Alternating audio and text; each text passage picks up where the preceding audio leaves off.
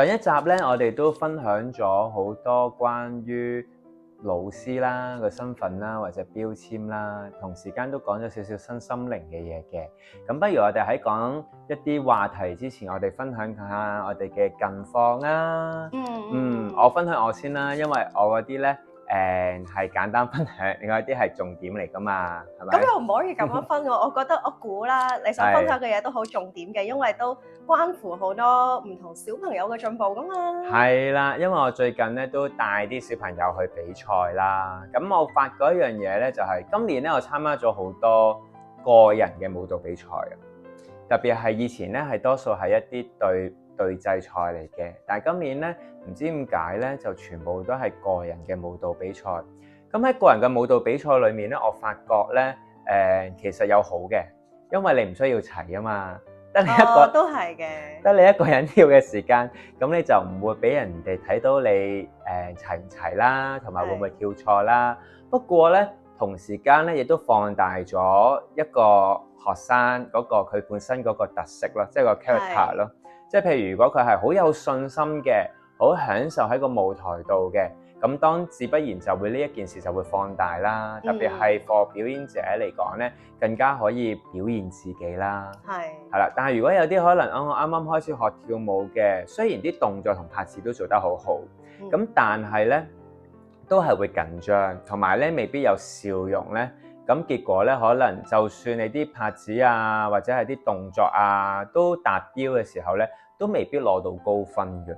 所以我想問下咧，你有冇試過？其實你已經覺得你自己跳得好好噶啦，咁但係有陣時就真係，唔知點解攞唔到獎，同埋係咪真係一定要笑，或者係真係要好 enjoy，咁我先能夠攞到好成績咧？咁樣。咁嗱，我分享完，你都要分享翻呢個問題，因為我覺得唔同人去演繹同一件事係會唔同嘅。咁如果你問我有冇曾經發生過呢啲事情，係有嘅，因為我大學嘅時候都有出邊參加比賽，即係唔係 dance 或者聯 U 嗰啲啦，咁係出邊嘅比賽。咁我自問啦，我哋真係跳得好好，好自大，但係我真係覺得我哋跳得好好啦。咁但係可能係衫嗰方面啦。即係嗰時我哋自己係覺得，我哋跳得咁勁，我哋每一個人都跳得咁勁，我哋5個人。咁所以我哋揀衫嗰方面咧，就5個人咧都係要我哋夾顏色、夾風格，但係就唔係再一模一樣嘅。咁但係咧，同我哋即係爭第一嗰一隊咧，佢哋係studio 出嚟嘅。咁其實咧，如果係隻抽嘅話咧，淨係純 technique 嘅話咧，係冇我哋咁好。但係咧，又真係好好睇喎！佢成套衫所有嘢係一模一樣咧，你就會覺得佢哋嗰個齊整度突然之間飆升咗。即係呢一樣嘢就當時嘅我啦，就會覺得喂，有冇搞錯？明明係我哋 technique 好啲，咁但係當時嘅我哋亦都係唔記得咗，原來比賽咧technique 咧係一部分嘅分。即係嗰個計分表可能有好多樣嘢嘅，譬如化妝啊、服裝啊、音樂啊、成個舞蹈嘅編排有冇起承轉合，即係所以自嗰次之後，我哋嗰個 crew 就決定咗我哋唔再去比賽，因為我哋唔中意嗰個遊戲規則。咁我哋嗰時就調轉頭咧，就係接多啲commercial job， 接多啲夜場嘅 job， 即係近距離嘅 commercial job 咯，即係要帶氣氛。即係嗰時叫咩咧？而家唔係叫 clubbing 嘅，但係當年係叫 clubbing 咯。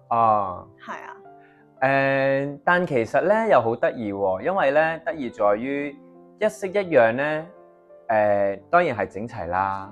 但係如果和而不同，可能大家襯咗色，跟住然後可能個款唔一樣嘅話，但係其實嗰個畫面上其實都係幾特別噶嘛，即係我意思即係咯，會有風格啲噶嘛，同埋每個人嘅 character 佢會出啲噶嘛。會啊，咁所以表情都唔會單一話淨係笑咯，即係因為嗰陣時我哋係跳即係我哋有男仔有女仔嘅，咁一齊跳嘅部分咧就係 hip hop 啦，女仔嘅部分就係 girls hip hop，咁就更加要有多啲唔同嘅 expression 咯，就唔一定要笑啦，亦都唔會淨係得笑咯。即係戳下，或者係眼神啊，單下眼咁樣啊。係啊。不過我都明嘅，所以其實表演咧都係要自己要享受先，即係唔係話一定要笑先能夠攞到高分。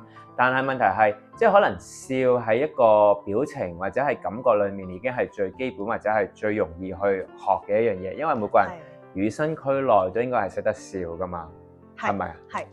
係。唔係喎，但係其實又咁樣。你有冇教過啲小朋友？其實佢真係唔中意笑㗎。其實咧嗱，我諗咧冇人天生會唔中意笑，一定係佢細個嘅時候發生咗某啲嘢，令到佢唔笑啊。即係未，但係咧，大家又唔使諗得太複雜。係咪細個俾人虐打或者其實冇咁複雜嘅。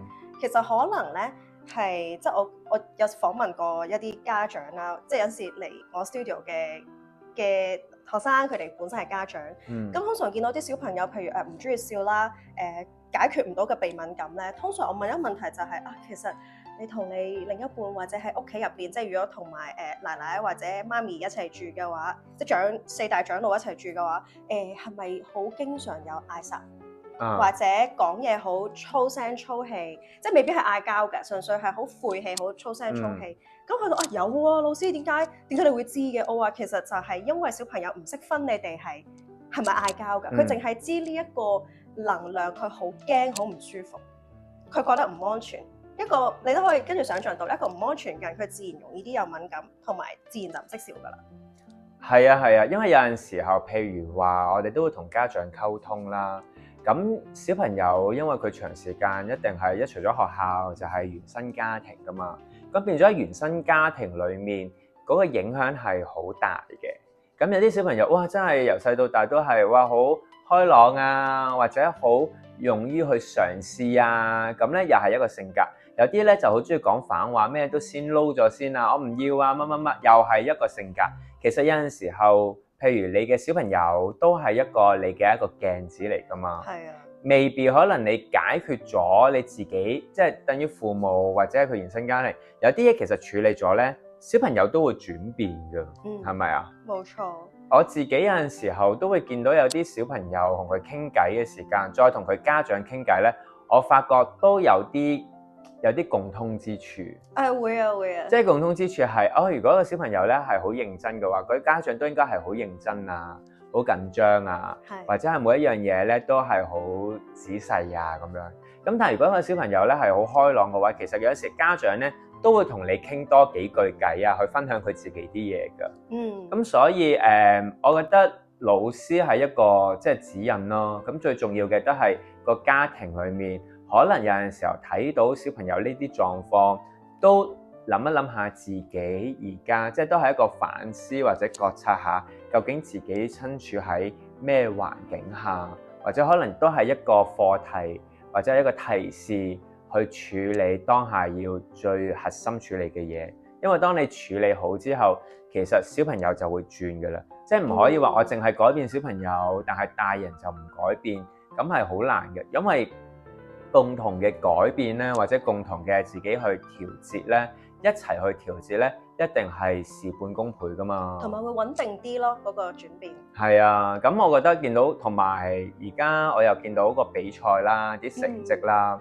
有陣時你睇比賽嘅成績咧，我嗰日都有啲特別啲嘅感受嘅，即係譬如有啲小朋友一定係譬如冠亞季啊、金銀銅啊咁樣。我見到哇，呢個小朋友真係擺明係攞金獎㗎喎，因為佢行出嚟成個氣勢，或者係佢行出嚟成個感覺都已經好唔同啦。即係有陣時真係，咦，佢係咪真係食呢行飯，或者佢真係天生有呢個 talent 係要行呢條路？你覺唔覺得咧？有陣時候細個嘅成功啦，或者係嗰個得着啦，反而係有陣時你會預示到，或者係佢本身嘅身體嘅條件或者嘢，係幫佢未來去做好佢要嗰條路咧？未必㗎喎。未必嘅。係啊。點解嘅？因為咧，其實我第一次跳 solo 咧，就我6歲嘅時候，就喺文化中心大劇院咁啊跳單人舞。咁而再之後，即係一路有即係跳好多唔同嘅舞啦，有攞過唔同嘅獎啦。咁但係你話我係咪會入咗即係 professional dancer 呢一行？咁之前都有提過，因為身高問題就冇得玩㗎啦。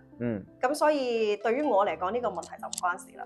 咁但係唔係啊？即係意思你都有從事舞蹈，即係唔一定要做專業嘅舞蹈員㗎嘛。但可以 related 嘅嘢。係啦，即係有相關嘅嘢咯。你覺唔覺得其實係有啲係即係我又想問一問啦，同過去世 past life 你曾經接觸過呢一樣嘢，即係如果你相信轉世啊或者呢一樣嘢嘅時候，會唔會其實你 past life 都接觸過，所以咧你今世再學呢樣嘢就會事半功倍，或者有啲嘢你今世覺得好難嘅嘢，其實你以前係可能真係好少接觸，所以就會有唔同，有冇咁樣呢？都有嘅。咁如果跳舞同音樂為例，就5000幾年前嘅轉世開始，一路都有做開呢啲嘢嘅，即係用唱歌跳舞去做祭神嘅工作。咁而如果你話我今世覺得好困難嘅嘢，例如阿拉伯文咧，好似學極都學唔識咧，但我最近又發現咧，有某啲想法轉變咗之後，又突然之間覺得好易喎。咁所以覺得難嘅嘢，未必係以前冇做過，反而可能係以前好熟悉，但係你唔想記翻起嗰樣嘢。所以你會幫自己落咗閘。咁我又想問一個好有幫助嘅問題，就係如果我想學呢一樣嘢，無論我以前有冇學過啦，即係或者係可能有學過又好冇學過都唔重要，因為當下最重要啊嘛，今世最重要啊嘛。咁我點樣可以學嗰樣嘢學得即係叫做唔好話得心應手，叫做你學幾多即係可以吸收得好啲咧？呢個問題我想問你喎，因為你接觸嘅小朋友多啲㗎。因為我接觸嘅小朋友，因為我教開大人咧，大人係好容易用頭腦去分析啊。咁但係如果你話去發掘嗰個天賦或者學嘢學得好啲，我覺得小朋友反而嗰個塑造性同個可能性大啲喎。你有咩睇法咧？嗱，如果你問我咧，我覺得環境氣氛啦。然後老師可以有咩方法去俾佢啦？即係有幾個重點嘅。第一就係老師啦，即係可唔可以揾到佢嘅學習，帶動到佢嘅學習動機同興趣啦。第一，第二嘅就係嗰個氣氛環境咯。即係如果嗰個環境啲小朋友係好勤力嘅，或者好乖、好專心去學嘅咧，咁同咧有陣時你好得意㗎，你去到一個第二個班咧，如果啲小朋友咧係好分心嘅話咧，即係你根本你教嘅嘢咧係。可能佢哋真係記唔到太多，即係你有陣時去每一班咧係真係唔同嘅。咁然之後咧，如果佢係好分心嘅話咧，佢真係可能學唔得多嘅嘢嘅。係啊，所以老師啦、環境同埋佢自己本身中唔中意咯。咁家長點樣去幫個小朋友揀個合適嘅學習環境同合適嘅老師咧？哇！呢個真係好講緣分㗎喎，即係唔係個個都可以識到我哋㗎嘛？係啊，特別係唔係咁容易識到你啦？係啊，唔係我意思即係話嗱，又回翻上一個問題啦。我有陣時我會覺得老師即係師生嘅關係咧，係要有一個好強，係咪好強咧？都有一個連結同埋一個緣分嘅。即係唔係話任何一個老師同一個學生咁，當然啦，即係要視乎翻你係一個學校，其實學校都有連帶關係啦。但係如果嗰個係終身制，以前嘅終身制，或者而家師徒制，或者係可能你跟呢個老師可能學1年幾2年嘅話，其實真係一個深厚嘅緣分，你先能夠可以教佢，佢哋先會跟你學。如果緣分到，我都發覺㗎，有陣時緣分到即係已經完晒咧，佢就會可能有其他嘢佢要去學。或者可能佢會有一啲跟其他老師去學嘅，呢個已經扯開咗啦。但我自己覺得就係我好覺得如果要令到個學生有跳得好或者係有個心咧，係大家個心同心之間會有個 connect 嘅。哇，好深奧啊！我唔知你明唔明咧？即係意思嗰種 connect 咧，就係你喺呢一個氣氛裡面咧，你大家會感覺到好舒服嘅狀態去教呢一班。有陣時候咧，譬如我哋教班都係㗎，你會覺得哇，日日睇住個時間，點解咁耐都唔完㗎？或者有啲學生喺度好多挑剔啊、噼里卡啦嘅嘢啊，好心散啊，好心散啊。但係咧有一啲班咧，你就會哇，時間過得好快啦，跟住見到面好舒服、好開心啦，然後一日你都會好 enjoy 呢一班，我覺得會係咁樣咯。我都試過有次教 workshop 啊，哇！點解都仲咁多時間㗎？真係唔知點算啦。咁其實你都知道嗰一班嘅小朋友，即係其實佢哋未必係曳，或者唔係佢想心散，可能已經嗰日個 schedule 太多啊，好攰啊，導致到所有嘢就會冧檔啦。係啦，不過都係一個緣分嚟嘅，因為呢一班點解唔能夠 connect 心連心嘅學生，點解都會成為你嘅學生，都係一個要去學習同埋體驗㗎嘛。係啊，係啊，好啦，講完我嘅嘢，咁陣間返嚟就講你嘅嘢咯喎。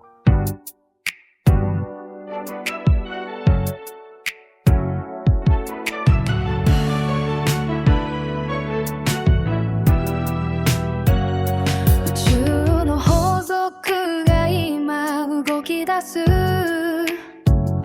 願いを込めて星に手を伸ばす光の道を歩いて行こう奇跡を信じて進むんだ闇を照らす希望の歌心に響くメロディー宇宙が導く運命の糸未来へとつながる光の道夢を叶える力があるこの手で掴む輝きを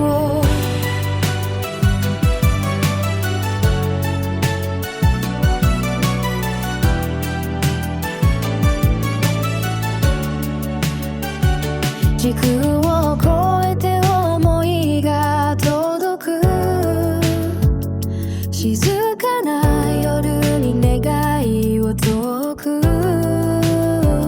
風に乗せて飛んで行こ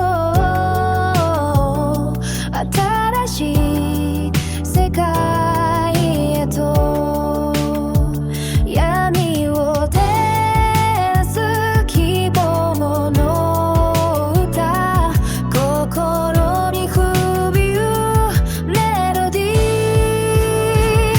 ー宇宙が導く運命の糸未来へとつながる光の道夢を叶える力があるこの手の掴む輝きを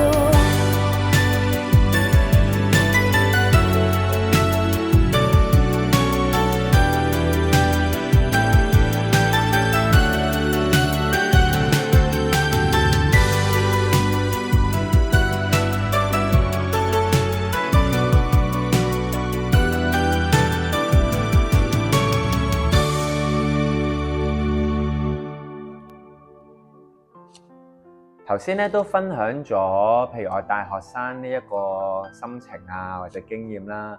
咁你最近又發生咗啲乜嘢嘅經歷想同我哋分享呢？我成個11月係超級忙啦。我哋今日錄影嘅時間係12月21號嚟嘅。係啦，冬至嘅日子，係啦咁所以做翻一個回顧咁樣都好合適啊。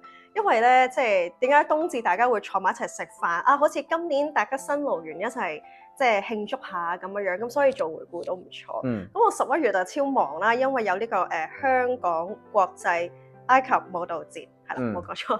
咁第8屆啦，咁但係我第一屆以表演者嘅身份參加嘅，同埋比賽係啦。我頭先剛才早前講話唔再比賽咧，係嗰一個類別嘅嘢唔再比賽，就係因為我覺得街舞其實好過癮嘅。咁既然個遊戲規則唔啱我玩，我就唔玩。咁但係點解今次呢個埃及嘅東西我又會去比賽咧？因為我會覺得係有一個標準啦。因為始終民族舞係經過好多幾百年嚟一路累積，咁然之後有一個系統出嚟，咁即係好似芭蕾舞咁，有啲嘢你係要有，有啲嘢你唔可以有。咁民族舞都係嘅，即係譬如呢一個地區嘅舞，佢應該有啲乜，唔應該有啲乜。譬如隻腳唔可以舉到咁高，條裙唔可以開叉開到上個 pat pat 度咁樣，即係唔做得嘅某啲嘢。咁即係你有個標準。咁然之後我又覺得都好似好耐冇試過喺一個靚嘅大台度自己一個跳啦。咁因為通常跟老師出 show 都係一 group 噶嘛，即係你好少 commercial job 會係個人嘅，即係除非你去，即係如果喺土皮舞界入邊就係我哋有啲叫 Hafla，就係你去 join 一個大師嘅 workshop， 有一晚嘅演出咧，就係每一個人都可以自己跳一隻舞嘅咁樣。咁但係嗰啲我又冇乜時間去玩喎，咁所以就揀咗呢一個舞蹈節咯。呢個舞蹈節咁，但係個緣分係建基於點解你會接觸嗱？因為我哋民族舞有好多啦，第二就係你點樣知道有呢個埃及舞去參加表演比賽咧？多謝 Facebook 大神嘅廣告。哦，係透過 Facebook 嘅。因為咧前年嘅時候，我就咁啱見到 Facebook 彈咗個廣告出嚟咧，就係 Mr. Osama 呢一位埃及嘅大師嘅廣告。咁我又係同之前學薩滿嘢嗰啲一樣啦，又係見到嗰個老師張相，我就知我一定要跟佢。咁我就唔識嘅所有人，我連嗰個 dance studio 名未聽過啦，但係最多跟呢個人學嘢咁樣，咁我就報名，咁啊去到咁啊認識咗啦，咁然之後，但係一路都冇時間繼續 follow 嘅，咁然之後到舊年就知道 Mr. Osama 同佢嘅團隊喺香港有演出，舊年11月，咁我就去睇啦，睇完之後我覺得哇太正啦！呢個 show 真係好係真正嘅埃及嘅民族嘅演出嚟嘅，有 live band 有舞蹈，咁我就覺得唔得啦！2025年我一定要參加，因為好開心好興奮呢件事，咁所以我就2025年咧我就 cut 晒我所有夏威夷舞嘅班，即係暫停咗，咁就啲心機就掉咗落去埃及舞呢一度啦。你講起咧，我又想問下夏威夷舞又係咩緣分令到你去學夏威夷舞？因為其實可能我識嘅朋友比較少係跳呢啲民族舞啦，咁所以我又覺得你跳夏威夷舞呢樣嘢都幾特別喎。夏威夷舞咧都要多謝咧May Jan 校長嘅。May Jan 校長咧係其中一位啦，唔係應該係唯一一位咧。當時香港仲未有土皮舞嘅時候，佢喺香港開咗土皮舞學校，好多年前嘅。咁個 studio 叫 Oasis。咁然之後咧，雖然係土皮舞學校，但係咧May Jan 老師咧佢都好中意唔同嘅文化，咁所以有人教夏威夷舞咧，咁啊呢個土皮舞學校都有得學呢個夏威夷舞。咁我點會突然之間覺得，我又想學啊？咁因為有一次咧，就係呢啲學生 show 嘅時候，嗰時我跳土皮舞嘅，咁啊啲衫好重，因為好多嗰啲珠片啊、珠耳繩嗰啲石啦。哇！見到做咩啊？跳夏威夷舞嗰啲女仔咁輕鬆嘅，又可以食飽飽先跳舞，因為遮住唔怕 show 肚腩啊嘛。嗰時跳土皮舞我啊爭啲冇食飯咁滯噶啦，驚有肥膏擠出嚟。唔係要肥膏擠出嚟嘅咩？土皮舞？咁但係個上圍夠大咧，咁個肚皮即係有肚皮，你先會覺得好膚啊，件事好圓潤。咁如果你亞洲女士上圍唔夠豐滿嘅時候，又有肚皮，我自己就覺得自己唔夠靚嘅。有冇得加工加箭咧？有嘅，上面你加，因為我記得我有朋友都係跳土皮舞嘅，好似有啲嗱，當然我唔知佢係冇，有啲人可能會後天特別去加，我唔知係咪啦。跟住其實你都可以箭大呢一個位，同埋土皮舞本身就係 for肚腩有啲肉地先好睇噶嘛，係咪？其實係嘅，特別係最低呢一個位置。咁加工呢啲嘢就通常 professional 嗰啲，佢哋就真係會後天加工嘅揾醫生。咁但係唔係 professional 咧，通常就買大兩個級跟住塞嘢。咁有不明文規定。好啦，咁正當哇跳土皮舞咁辛苦，咁多嘢要做嘅時候，點解夏威夷啲女仔咁輕鬆嘅咁樣？我就唔得啦，我要試下跳夏威夷舞，跟住跳咗就一發不可收拾。會唔會係就係咪帶住啲花環啊、花圈啊，跟住花呢一啲喺個手度？係啊，全部都好輕㗎，除咗戴草裙好重之外，但係唔係每一個 job 都要戴草裙咁因為草裙要加錢嘅。咁我想問啦，譬如你而家你又有好多類型啦，我而家就係問，譬如夏威夷舞同埃及舞一定係好唔同㗎啦，但係俾你嘅感覺係有啲咩唔同咧？我覺得夏威夷舞咧，我自己講笑，成日同啲學生講係養生舞，同埋係一個好動態冥想嘅一個舞蹈。咁但係當然咧，個上半身咧就唔可以周圍喐嘅，即係你個下半身係左右搖擺，你上半身咧係要完全分開做其他嘢嘅。咁而呢一樣上下身分開，但係動作好慢，要用盡晒嗰一拍，即係1、2、3、4，而唔係1、2、3、4喺度等。咁變咗呢樣嘢就係 train 你個人要慢落嚟啊，慢活啊。而當你慢活嘅時候咧，啲歌詞又開始聽咯喎，啲花好靚，啲風吹過，個動作都係配合埋一齊嘅。所以夏威夷舞咧，手啲動作好簡單，咁你就變咗好似係自己活喺個故事入邊，喺度俾自己腦袋休息。但係咧，呢個埃及舞啦，譬如埃及嘅民族舞啦。譬如係Saidi 啊、Malaya 啊呢啲唔同類型嘅嘢，譬如會揸住棍啦，或者揸住一啲披肩啦，甚至乎所有 hip 嘅動作，除咗左右會有前後斜角，你下半身做緊嘢，你上半身都要跟住一齊喐。但係又唔可以喐得太多，即係一個向外放射同埋向內收力量嘅一個 balance。咁我會覺得係難好多嘅。我發覺咧，譬如聽你講啦，就係又對於舞蹈咧，好似成為咗另一樣嘢咁樣。因為點解咧？因為其實譬如我哋可能一般教街舞啦，或者可能 hip hop 啊、jazz 啦，都係可能真係表演比賽，或者可能係哇好有型啊，或者可能 K-pop 咁樣唱跳啊，好有偶像嘅感覺啊咁樣。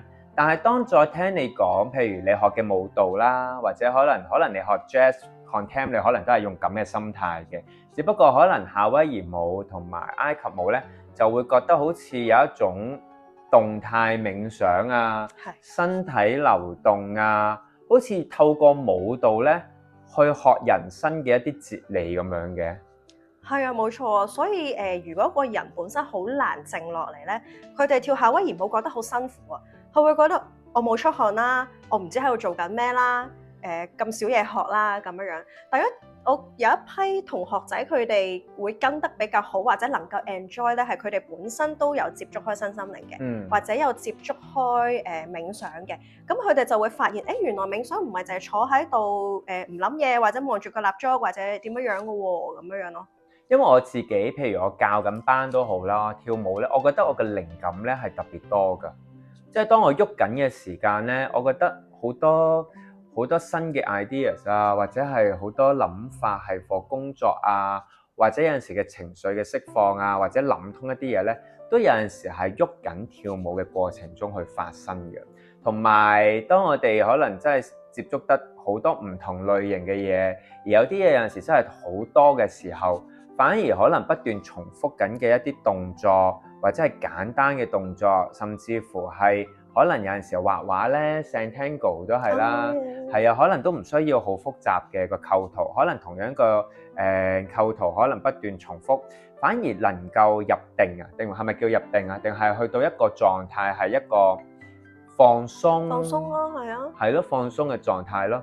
所以我覺得唔係話特別話呢一樣嘢係要係身心靈，但係當你接觸得多之後咧，你會對於同樣嘅嘢，包括跳舞啦、唱歌啦、藝術上嘅嘢啦，或者可能其實行路都係嘅，係啊，你都會有一個新嘅狀態或者新嘅意念去做呢一樣嘢咯，係嘛？係啊，咁對於你嚟講咧？你又即係可唔可以講多少少點解喐緊嘅時候會多啲靈感咧？點解平時又少啲咧？好啦，既然係咁，我哋下一節分享下啦。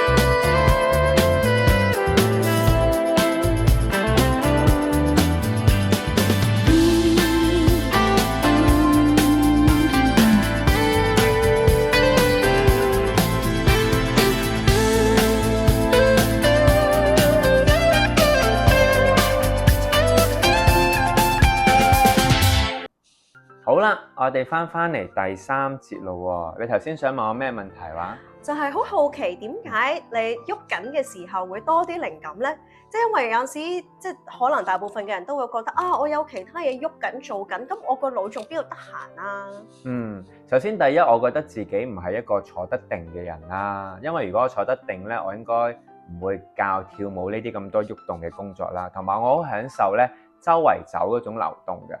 甚至乎咧行路嘅過程中咧，我好中意慢慢行一個地方。其實有陣時係冇意識㗎，即係但係咧又好得意喎。有陣時候咧，我冇意識去行一啲地方咧，會遇到一啲熟人㗎喎。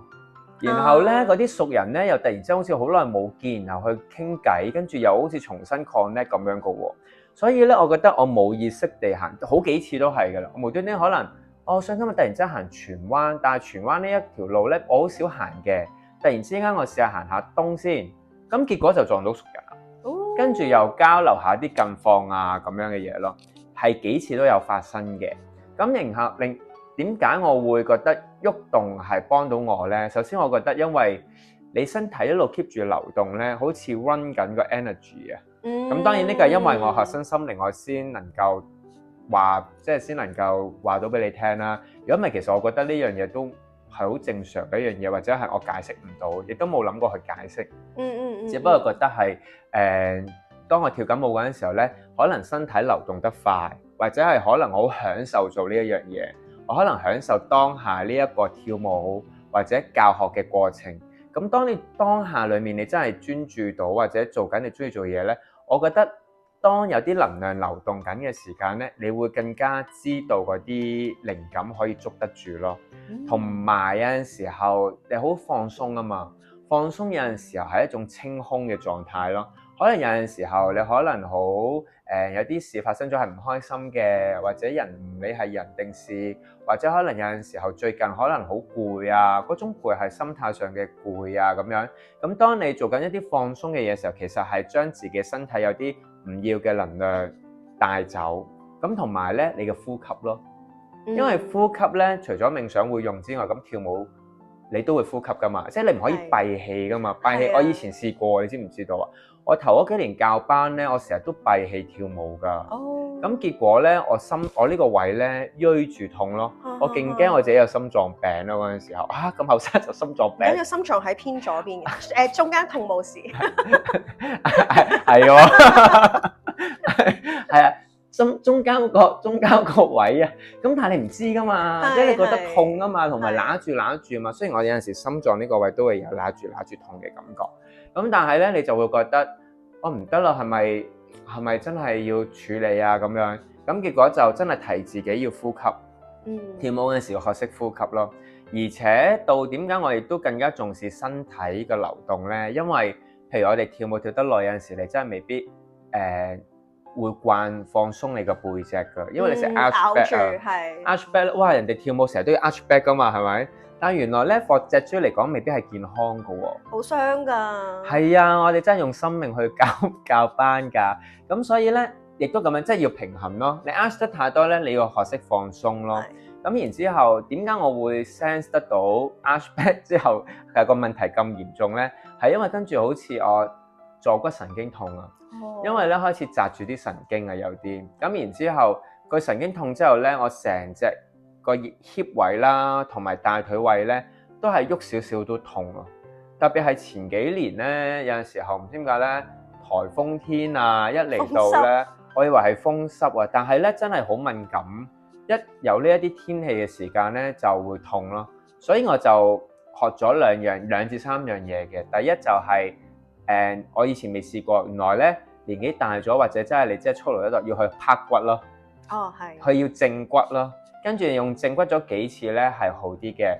第二以前唔會做嘅，但係好似而家開始要做就係拔罐啊，同埋刮痧咯。係。即係要將好似身體有啲濕氣啊，或者可能有陣時保養係真係要做嘅。估唔到呢啲傳統嘅手法係擺喺自己度啦。當然過程中有陣時仲要搽下啲鐵渣酒啊，同埋黐嗰啲貼嗰啲藥貼布啦。呢啲係以前覺得係爸爸媽媽先會做嘅啊。而家到自己做咯喎，原來都會。你好後生啫喎，睇你講18歲。係啊，唔係25啫，未18又太細個，25啦。最多28啦。OK，唔係，即係咁講，即係就會覺得哇，原來呢啲嘢而家都要開始做咯喎。咁但係呢啲都係治標唔係治本噶嘛。係啊，真真正正就係開始真係要提醒自己嗰個盤骨前傾呢個位要推後啦，跟住然之後要至中啦。咁所以我就學咗 Pilates 嘅，因為 Pilates 即係叫做普拉提。咁佢有兩樣嘢，一個係用個 mat 用個席喺上面做啦，一個就係用部機啦，嗰個叫 Reformer 機啦去做啦。咁我覺得佢係有幫助嘅。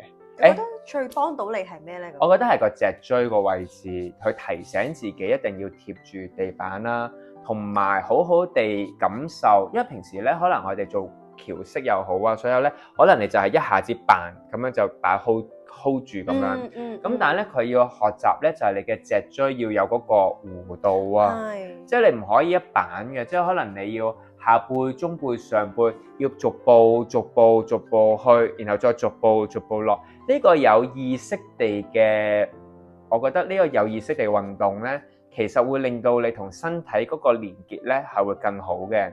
同埋佢有嗰個呼吸法，因為咧其實有陣時候你有呼吸啦，有意圖去做啦，你會好唔同㗎。點解咧？我會發覺就係當我做緊呢幾樣嘢嘅時間咧，我好似身體嘅能量咧流動得更加好同埋通啊！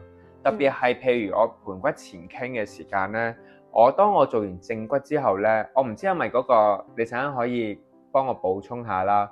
嗰個七輪又好啦，佢會好似幫我海底輪同埋對正翻嗰個七輪嘅位置。係即係唔會前後歪咗咁樣。係咪㗎？你覺得能量係咪會咁樣㗎？都會嘅。因為你本身如果係個脊骨歪咗，即係無論係前後歪啦、左右歪啦，其實都會令到你嘅能量傳送，無論下而上、上而下都係棘住咗，即係你條飲管扭曲咗啊嘛。咁所以能量棘嘅話，咁你嗰個 chakra 當然嗰個前後啊或者左右啊都會歪咗嘅。因為你都知道啦，有陣時候，如果你相信脈輪背後嘅一啲原理，譬如海底輪啊、臍輪啊、太陽神經叢啊，都好安全感啊、豐盛啊、個人嘅意識啊，呢啲都係代表住噶嘛，因為內去顯化外噶嘛。咁所以如果我呢一啲位棘住嘅話，我覺得佢提醒到我身心靈第一個位置係身體咯。即係身體你一定要兼顧住自己嘅身體。咁所以原來真係發覺係咁重要嘅一樣嘢嚟㗎。係啊，因為其實如果冇咗個身體嘅話咧，咁就好多嘢唔需要。但係點解你嚟到地球作為一個地球人，活生生嘅人去體驗呢一個世界，去做咁多唔同嘅修行？其實如果你冇呢個 body 嘅話，你唔係活人啦，你已經係一個靈魂啦。咁你中意去邊度都得啦，係嘛？你中意去飄去跟佛祖上堂又得，飄去跟觀音上堂都得啦。點解要你喺呢個地球呢一個身份去用生活做修行？咁所以點解係心靈身體行先？但係好多人咧都係無視身體嘅，即係覺得我開 OT 啊，咁啊身體瞓少啲啦，我開完 OT 仲要趕去上堂啊，個身體休息少啲啦，食嘢唔使食啦，喺七仔叮隻雞髀咪得咯咁樣。但係大家要再思考一下咯。我而家都盡量去學習養生啦，雖然年輕咁，但係咧你都知道，即係健康係未必會逆轉噶嘛。即係你只能夠喺你健康嘅狀態下，令到佢可以停留得耐啲，即係好似青春一樣噶嘛，係咪？即係皮膚啊，所有嘅嘢，你唔會由越嚟越差之後變到哇去到最好嘅狀態，可能佢會緩齡啦、延齡啦，係咪？咁但係佢要去到哇翻去10年前、20年前嘅狀態，其實就比較難啲。所以我最近咧我都自己早咗起身啦，我會盡量提自己5點幾、6點鐘起身，跟住9點幾、10點鐘就瞓覺咯。你有冇呢個習慣啊？我梗係冇啦，9點鐘我都未翻到屋企。係咯，其實香港人真係好難噶喎。即係如果你話唔係話唔一定香港人啦，即係你真係都市人。其實你要去到養生嘅狀態，你要去到5、6點起身，跟住9點幾就好喺床度準備，最好喺10點、11點嘅時間熟睡。咁樣如果真係可以去到咁樣，咁應該喺香港裏面嘅為數嘅人，應該就只有係退咗休嘅人士或者唔使做咯，係嘛？或者我之前咧都有個同學係咁樣嘅，即係 MBA 同學，咁佢咁啱咧就係有個 newborn baby。咁你知新生兒咧就半夜3更要起身飲奶噶嘛，咁佢同佢老婆都要翻工嘅，咁所以佢咧自己咧就係佢又好想做 gym，唔想自己繼續肥落去，咁所以佢就5、6點起身就落街做即係落樓下做 gym，做完 gym 上翻嚟就開始沖涼啊，準備翻工。咁啊夜放工咧就冇應酬噶啦，因為個小朋友啱啱出世，一定翻屋企幫手。咁然之後食埋飯，準備嘢，沖涼咁啊瞓覺，跟住就係9點鐘瞓覺啦，跟住半夜起身餵奶。即係佢同佢太太係take turns 個 duty。其實我發覺咧，有陣時候早起咧，你嘅人咧運用時間係多啲㗎。我覺得點解咧？因為可能我5點幾6點起身啦，跟住可能咧我做好多嘢，我會落去可能慢跑啊，跟住再食到早餐啊，跟住然之後再做其他冥想嘅時間咧，其實可能都係7點幾8點嘅時間，但好似已經做咗好多嘢咁樣。同埋你會覺得好似嗰個質量好好，因為條街冇乜人啊，同埋個空氣好似清新啲。係，我之前聽有啲做即係譬如一啲成功嘅人士有啲早餐會㗎嘛，佢哋就係話成功嘅人就係5點幾起身㗎啦嘛。係咪啊？我唔知啊，因為我都知道有啲好成功嘅人係唔瞓覺。都係。即係所以係視乎你係一個 morning person 定係 night person 咯，即係你要揾到自己嗰個節奏。即係如果原來早起身，你係會特別做到多嘢，特別精神，咁就梗係盡量要早瞓早起身啦。所以又唔好盲目話我一定要早起身先會成功，你反而要自己理解清楚，或者係了解自己嘅作息時間、生活，或者真係有陣時要同自己嘅身體好好溝通，你需要乜嘢，包括係你要食啲乜嘢，然後你要幾點起身，或者要做啲乜嘢，或者邊啲運動適合自己，或者點樣可以去到俾自己放鬆，你係要好好真係花少少時間去認清楚，同埋真係要知道咯，係嘛？係啊，因為之後又係睇過之前睇過啲書話成功嘅人係會早起身啊嘛，咁我又試喎，咁但係原來係唔得咯，對於我嚟講。係啊，因為有陣時候，譬如我哋上堂落堂，可能我哋都9點幾先落堂。你然之後你就要第一樣嘢，你翻到去唔好食嘢啦，嗱，收去瞓覺。係啊，跟住個人係勁唔開心咯。係啊，跟住然之後第二日，我一定要逼自己5點幾6點起身，但可能你逼到自己5、6點起身之後，轉個頭你又翻瞓翻9點幾起身，我起咗身㗎啦，不過起咗身5分鐘之後就又瞓翻啫嘛。跟住就更加有罪惡感咧，就更加差啦件事。係啦，又有罪惡感啦，又內疚啦，跟住然之後又覺得自己點解唔得啦咁樣，咁成件事就係可能本身好嘅嘢，都會變咗歪曲咗佢嘅原意咁樣咯。我哋係咪又係時候可以聽歌休息一下？係啊，我想講咧，你每一次聽歌咧，你有咩感覺㗎？即係聽我哋呢一類型嘅歌。都好視乎佢個感覺同主題嘅，咁但係大部分時間呢度播嘅歌我都覺得係抒情同埋舒服嘅，即係可能因為慢歌為主啊。係啊，同埋我覺得佢會可以幫你個人沉澱下咯，即係可以好放鬆咯。因為有陣時候就係太多，好似我哋之前講啦，太多資訊上嘅嘢咧，你會未有一個時間去俾自己去沉澱下同埋思考下，所以聽歌係好重要嘅。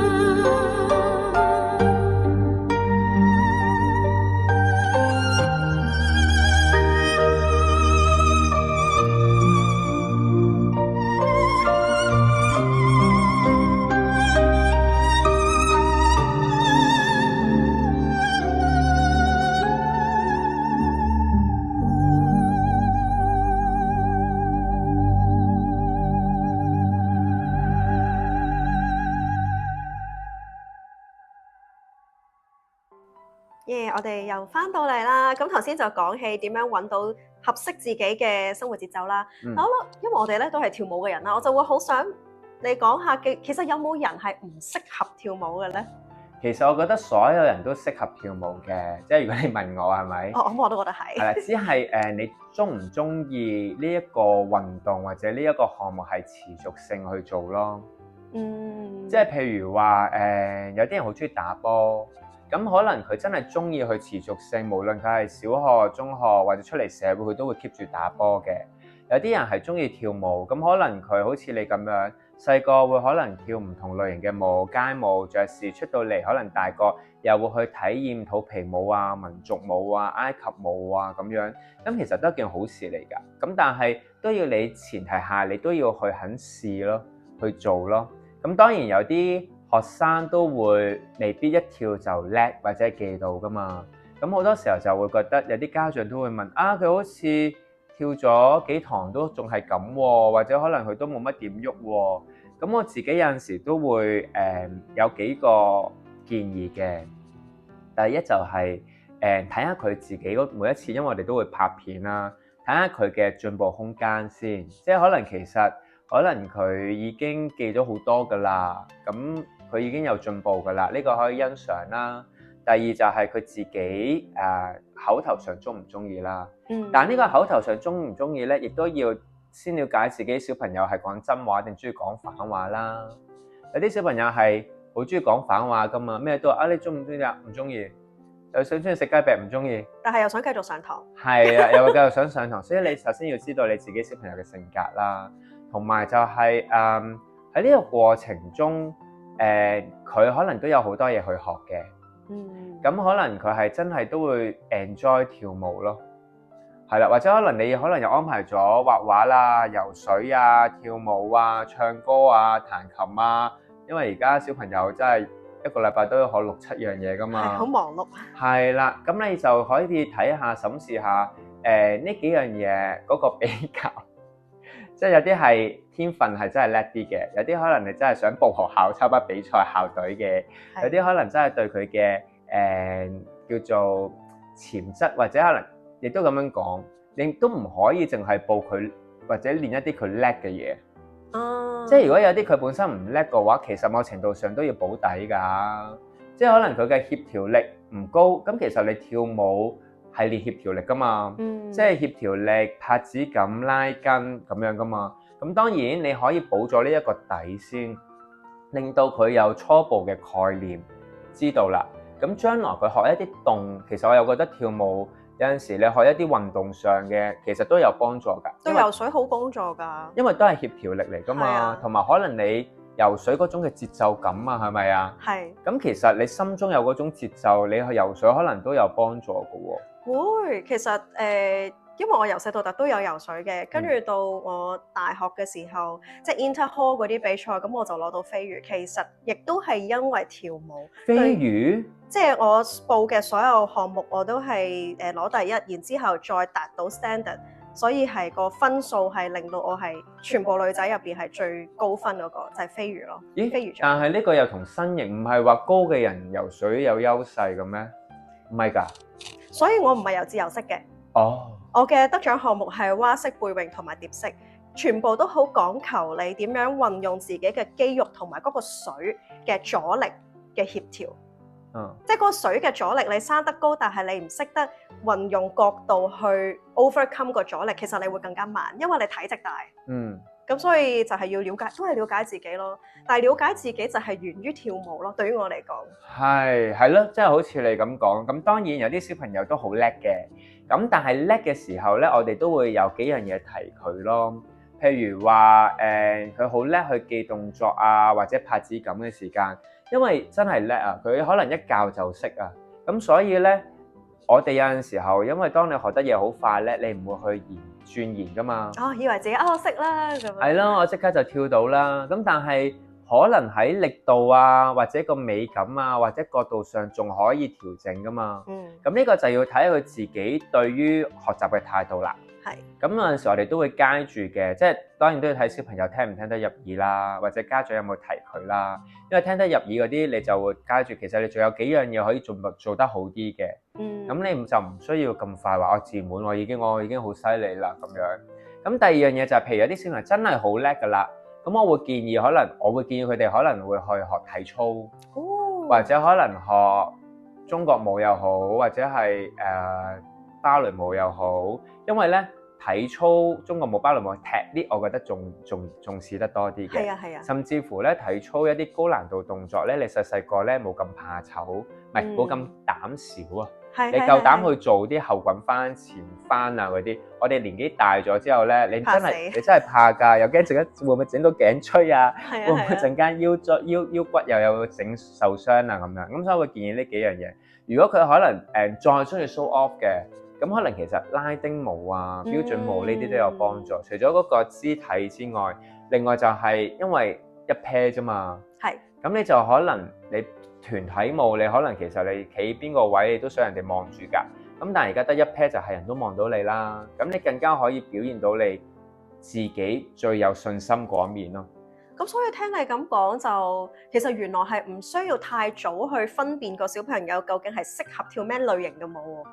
因為你嘅教學方法就係去幫助佢哋了解自己、完善自己啦，同埋幫佢哋去進步。咁其實就打咗個好好嘅根基喎，佢將來跳乜都得喎。其實我自己覺得係嘅，根基係好重要嘅。但係個根基除咗係節奏感啦、拍子感啦、對跳舞嘅感覺啦，最後就係真係要享受咯，即係要享受你真係跳舞呢個過程咯。因為即係好似之前講過嘅，就係如果我用你幼稚園時間或者係小學期間不斷 push 你一定要點樣攞獎啊，要點樣嘅話，我覺得可以嘅。但係問題係你跟住落嚟，你冇延續性或者冇可持續發展嘅話，其實就好似可惜咗啲咯，係咪？咁當然啦，亦都要睇翻家長究竟佢個取向係咪真係想 push 啦，係咪？咁當然有好多唔同嘅地方都會係可以係真係加強呢一方面嘅。我都覺得攞咗獎唔係一個終點咯，反而係下一個章節嘅起點，因為可能話緊俾你知啊，你做呢樣嘢都幾有天分，咁你可以繼續進步落去咯。係啊，即係好似之前咁樣講嘅，有啲你可能一開頭就攞咗金啊、冠軍啊，咁嗰陣時候咧，你就會覺得哇，我已經搞掂啦咁樣，咁你個進步空間好似又唔大咁樣，但反而可能你攞銀啊、銅啊，你就知我第一次攞到銅。咁下次就可以攞銀，再努力啲就攞金，有一個進步嘅空間。咁當然啦，有啲人就話，咁因為你攞到銅啫嘛，你梗係咁講噶啦。係，如果你攞到金，你唔想，咁梗係攞金係好啦。咁只不過係，即係所有嘢都係獎項咧，都係當下嗰一下嘅啫。最後係你之後點樣去繼續去提升自己嘅表現啊，或者點樣個技巧啊，呢一樣嘢先最重要咯。因為我覺得有時攞第一唔代表你真係最好嗰個，其實可能係其他參賽者嗰日唔在狀態，或者犯咗錯誤。即係好似我11月咪參加咗埃及節嘅比賽噶嘛，咁其中一個 category 咧就係 live band 喺度奏音樂，咁我就去跳民族舞，咁我係攞咗第一嘅。咁但係我自己都知，因為我有睇其他人比賽噶嘛，我都知我嘅 technique 唔係最好嗰一個，呢樣係真嘅。咁只不過就係我犯錯最少，穩定性最高，我覺得所以咁樣會咁啱造就到我去攞第一，但係唔代表我係最好咯。所以今年2026我都係繼續跳嘅，因為我想繼續進步。都係㗎，因為你攞咗一次金唔代表住你永遠都金㗎嘛。係啊，同埋可能有陣時候你頭先咁樣講咧，我都啱啱醒起一樣嘢，就係有陣時候咧，我哋評判嘅口味又唔同啦，即係你每一次都可能有唔同嘅評判啦，唔同嘅對手啦。咁但係有一樣嘢係永恆不變嘅，就係自己就係嘅進步咯。即係你無論係即係好似奧運又好，所有一啲更加國際性嘅比賽好，其實個個都叻㗎啦。係啊，只不過係睇下你當下嗰個穩定性同埋你嗰個能力能唔能夠 keep 住咯。有啲人就係可能即係好似奧運咁樣4年一次，一個少少嘅錯誤就要等4年。係啊，但係其實唔代表佢唔叻㗎啦，因為入得到去已經係叻㗎啦。所以最終都係嘅，每一次睇自己將所有注意力同專注力放喺自己度，除咗獎項係一個當下嘅肯定之外，長遠嚟講都係睇自己能夠再進步到幾多咯。Yes，冇錯啦，咁所以呢，我哋今集又講到差唔多啦，下一集再見啦，拜拜。拜拜。